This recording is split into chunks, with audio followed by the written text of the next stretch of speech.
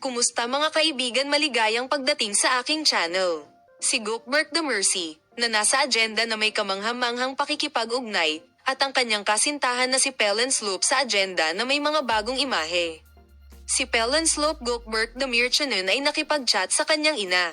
Ang mga tagahanga ay sabik na naghihintay para sa kanilang pinag-uusapan. Ibunyag natin ang mga detalye ng marka ng tanong kung ito ay maaaring mga hulugan ng kapayapaan ng Pelen at Gookberg. Kasunod ng pag-alis ni Pelen at Gookberg, naisip ng mga tagahanga kung magkakasama ang loob.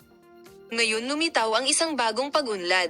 Si Pelen ay nakita na nakikipag-usap sa isang palakaibigan at tila malubhang pag-uugali sa ina ni Gookberg. Ano ang pinag-usapan nila? Ito ba ay isang ordinaryong pag-uusap o ang pagsasara ng Pelen? Iniisip ng ilang mga tagahanga na ang pamilyang Gookberg ay palaging isang espesyal na bono kay Pelen, at ang pulong na ito ay maaaring isang indikasyon na sinusuportahan pa rin nila siya. Ang mga tagahanga ay puno ng mga teorya. Ang ilan ay nag-iisip na ang ina ni Gookberg ay naghihikayat na magkasama muli. Iniisip ng iba na ito ay isang palakaibigan na pag-uusap na walang malalim na kahulugan.